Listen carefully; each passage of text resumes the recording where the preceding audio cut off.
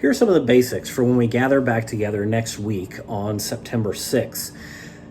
An overview of what's going to happen and what's going to be different. In the auditorium, we'll have the 2 front doors open and the side office doors to the auditorium open. Now, all other entrances to the building will be closed. Furthermore, we are going to remain only in the auditorium space and nowhere else.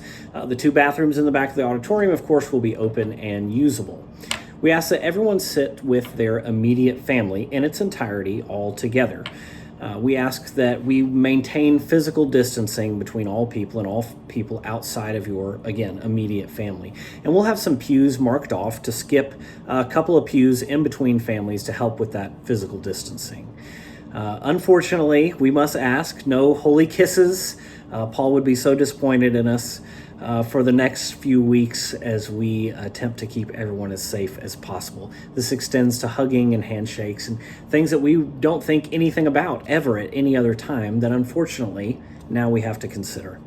Masks will be required anytime you're inside Highland View, and we'll have some extras at each entrance in case someone in your family forgets one, so we'll have that. Also at each entrance we will have prepackaged communion cups that you'll just pick up, one for everyone in your family who will be taking communion, and you'll take it with you to your seat and just hang on to it. There are little communion cup holders in the front of all the pews. You can stick it in there and wait. And then towards the end of the service, either at the end of the sermon or possibly during the elders' closing prayer, we'll all take communion together. So we'll take communion all at once at that time, and then you'll just keep that trash in your hand. And when we exit, again, through one of those 2 exits, either the front of the auditorium or the side office exit, there'll be trash cans there that you can dump your communion cup trash in. Similarly, we won't be passing an offering plate either. So for those looking to give, you can give as you've been giving during this pandemic when we've been distanced and at home. You can use Venmo from your phone to give. You can set up through Enrichment Federal Credit Union or go through the drive-through at Enrichment Federal Credit Union and give that way. We'll also have some sort of box at the 2 entrance and exits where people can drop in checks or cash if they wish to do that way as well.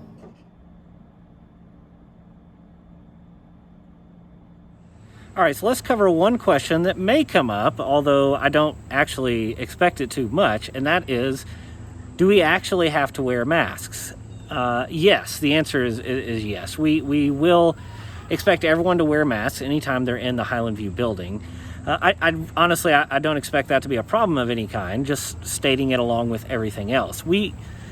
If anyone in Highland View knew that masks even had a 1% chance of helping someone else in the Highland View family not get sick, not get COVID-19, not be hospitalized, not be put on a ventilator, possibly not die, even 1% chance would be enough for us to do that, to love each other and love our family and love our neighbors.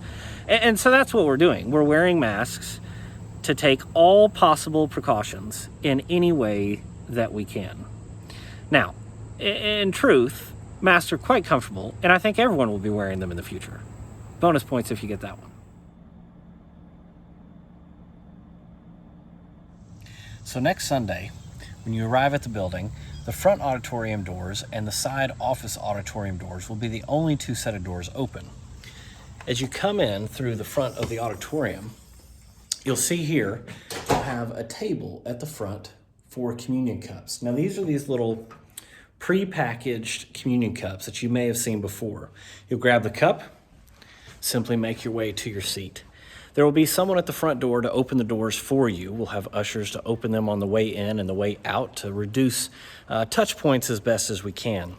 After you take your seat, some of the pews will be marked off to allow us for better spacing between families, and all families should sit together.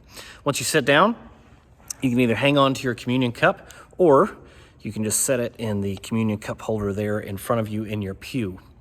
At the end of the service, either at the end of the sermon or during the elder's prayer at the end, we will all take the communion together.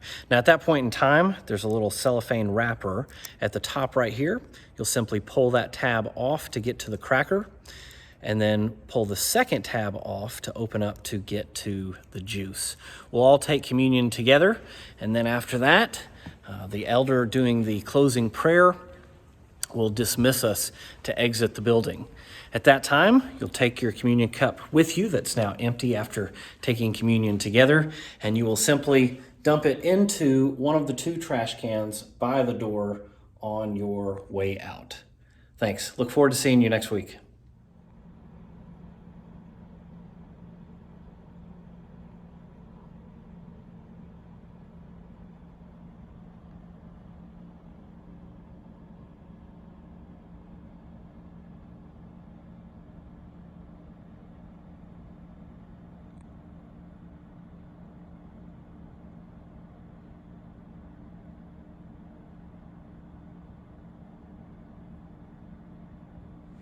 Let's talk about the questions we need to ask ourselves before we come and gather at Highland View in person.